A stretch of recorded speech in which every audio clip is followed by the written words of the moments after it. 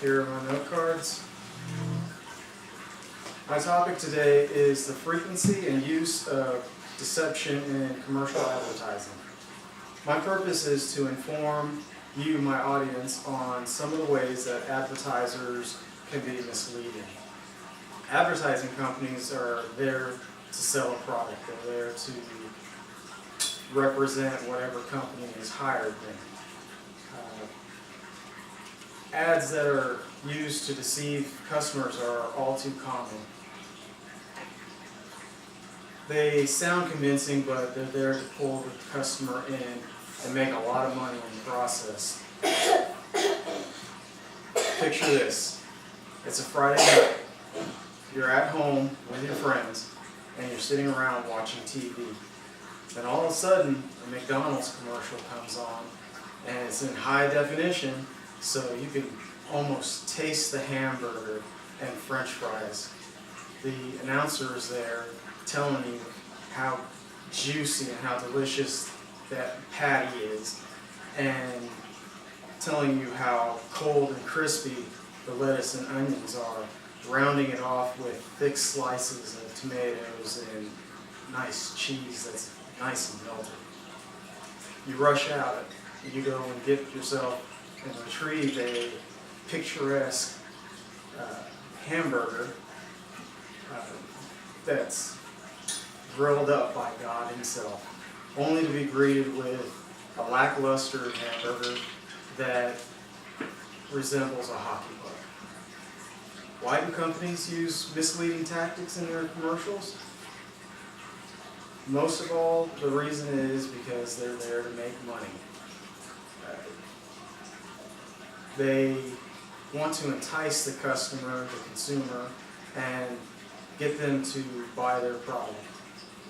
A lot of people, they won't fight if there's a hamburger that they see on TV and then they end up getting something else. They won't go and try and voice their opinion and try to get it changed. They'll just take the hamburger and go. So therefore they just made money without someone complaining.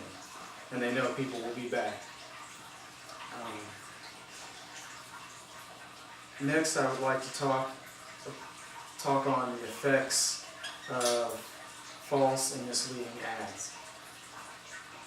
How do ads affect the consumer? Well, it's stealing, basically. You go, you see a hamburger, you want that hamburger, it's beautiful, and you end up getting something else. The person that paid for that hamburger that they saw on the TV deserves to have that hamburger. And when they're not given that hamburger, it's stealing. People today are on a budget. They want quality food for the best price possible. So when they're not given that quality food, they're, of course, like I said, they're being stolen. Their money's being stolen from them. Let's look at our final points. What can the consumer do about false claims?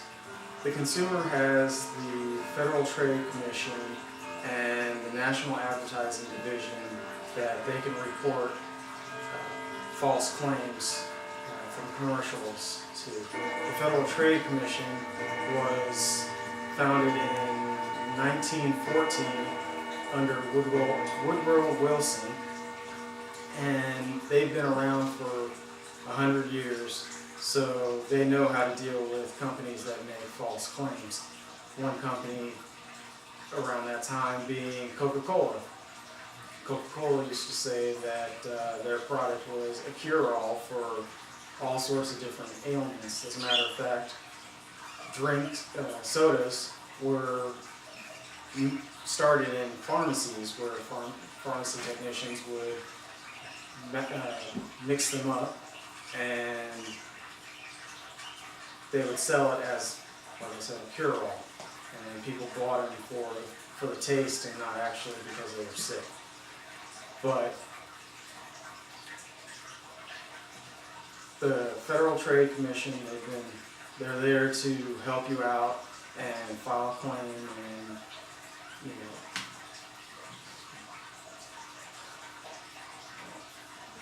Also, another form that you can do is go to the media. You can use newspaper companies. You can use